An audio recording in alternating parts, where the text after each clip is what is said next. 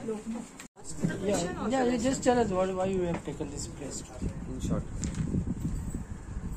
आजच्या मानिनी फाउंडेशनची पत्रकार परिषद घेण्याचा मूळ उद्देश असा आहे की महिलांच्या हक्क आणि सन्मानासाठी आम्ही एक राष्ट्रीय चळवळ चालू केलेली आहे, सपोर्ट हर राईट. आणि ह्या राष्ट्रीय चळवळीच्या माध्यमातून त्या महिलांचा सन्मान वाढवण्याच्या दृष्टीने मुलाच्या समोर आईचं नाव लावलं जावं ही मागणी आम्ही करत आहोत. आणि मुलाच्या नंतर आईचं नाव, नंतर वडिलांचं नाव आणि नंतर आडनाव अशा पद्धतीचं 4 कॉलम सिस्टीम आपल्या देशाच्या गव्हर्नमेंटने करावी असं आवाहन आम्ही माननीय पंतप्रधान आणि माननीय राष्ट्रपती महोदयांना केलेली आहे. आणि हे जे आम्ही अवेअरनेस आणतोय समाजामध्ये, महिलांमध्ये, त्यासाठी हे पत्रकार परिषद घेऊन आम्ही तुमच्यासारख्या प्रतिनिधींच्या माध्यमातून समाजापर्यंत जाऊ इच्छितो. हे करतानाच देशातल्या सगळ्या महिला युवतींनी याच्यामध्ये सहभागी होऊन ह्या लढ्यामध्ये सामील व्हावं असे हे आवाहन आम्ही करतो आहे. आज मुलाच्या समोर जेव्हा मुलाला जन्म देणारी जी महिला असते ही आपल्याला माहिती आहे की स्वतःच्या जीवावर उदार होऊन मुलाला जन्म देत असते. म्हणजे थोडक्यात तिला माहिती असतं की ह्या डिलिव्हरीमध्ये आपलं काही होऊ शकतं. हा सेकंड बर्थ असतो त्या महिलेचा. आणि ते केल्यानंतर मूल जन्माला आल्यानंतर मात्र बर्थ सर्टिफिकेटवर नाव लागतं वडिलांचं. आमचं असं मत आहे की जी महिला सॅक्रिफाईस करते, स्वतःच्या जीवावर उदार होऊन त्या बाळाला जन्म देते, त्याच्यावर पहिला अधिकार हा मातेचा असला पाहिजे.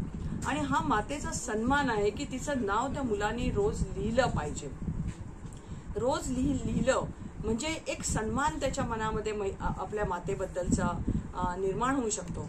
आणि जे आजचं हे लहान मूल उद्याचं ह्या देशाचं नागरिक होणार आहे. त्यामुळे महिला सन्मानाचं जर डेव्हलपमेंट व्हायची असेल तर ती right from the child birth व्हायला पाहिजे. कारण आपण म्हणतो की आपण समाजामध्ये बघतो की अनेक अन्याय अत्याचार होत आहेत आणि मग आपण म्हणतो की ह्याला काउन्सिलिंग करा, ह्याच्यावर चर्चासत्र घ्या, मोर्चे काढा, आंदोलन करा हे अन्याय कमी होण्यासाठी. पण that is not the solution. कारण की अनेक रिजिड आपलं जेव्हा वय होतं 20 वर्षानंतर तेव्हा आपण हा बदल करू शकत नाही. हा बदल लहानपणापासून व्हायला हवा आणि त्यामध्ये एक महिलेचा सन्मान त्याच्यामध्ये क्रिएट होईल आणि समाजामध्ये महिलेची इज्जत वाढेल. Apart from this, which other state has this? Which other state has got this?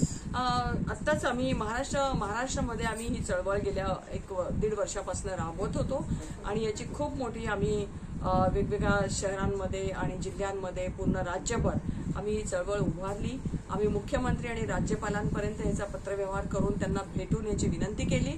आणि नुकतंच आता गेल्या महिन्यामध्ये डिसेंबरमध्ये महाराष्ट्र गव्हर्नमेंटने याची अनाउन्समेंट केली आहे.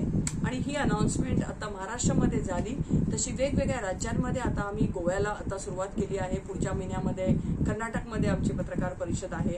असं वेगवेगळ्या राज्यांच्या मुख्यमंत्र्यांना भेटून आम्ही त्या राज्यामध्ये हा कायदा व्हावा असं त्यांना आवाहन करणार आहोत.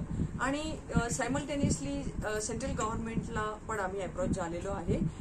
तो फॉलोअप पण चालू आहे. जर सेंट्रल गव्हर्नमेंटला जर हा कायदा झाला, पंतप्रधानांनी देशामध्ये जर हा कायदा केला तर ऑटोमॅटिकली सर्व राज्यांना हा लागू होईल. पण तत्पूर्वी त्याची वाट बघत न बसण्यापेक्षा आम्ही वेगवेगळ्या राज्यांच्या मुख्यमंत्र्यांना पण आवाहन करतो आहे. कारण हे त्यांना सहज शक्य आणि सोपं आहे. मी नमूद केलं की गोवा गव्हर्नमेंटचं मी विशेष धन्यवाद गोवा गव्हर्नमेंटला देऊ इच्छिते की इथे महिलांना लग्न झाल्यानंतर तिला 50% त्या मालमत्तेमधला अधिकार देण्याचा कायदा फार जुना आहे. आणि ह्या कायद्यासाठी आम्ही गोवा गव्हर्नमेंटचं अभिनंदन करतो. आणि हा कायदा देशभर जर लागू झाला तर एक चांगल्या प्रकारची आर्थिक सुरक्षितता आमच्या महिलांना मिळेल असं देखील आम्ही आमच्या पंतप्रधानांच्या भेटीमध्ये गोव्याचा उल्लेख करून निश्चितपणे सांगणार आहोत. तत्पूर्वी गोवा गव्हर्नमेंटनी महिलेचं नाव मुलाच्या समोर लावणारा कायदा संमत करावा अशी विनंती देखील आपल्या माध्यमातून मी मुख्यमंत्र्यांना करते आहे. आणि याचं दुसरं कारण की प्रत्येक डॉक्युमेंटवर जेव्हा महिला येईल तेव्हा ती naturally birth certificate, school leaving, school certificate, PAN card, Aadhaar card, passport आणि प्रॉपर्टी कार्डवर सुद्धा महिलेचं नाव येईल आणि त्याद्वारे महिलेला एक आर्थिक सुरक्षा प्राप्त होईल असं आमचं म्हणणं आहे. ह्या महिलेला आर्थिक सुरक्षा देण्यासाठी हा कायदा करण्याची गरज आहे.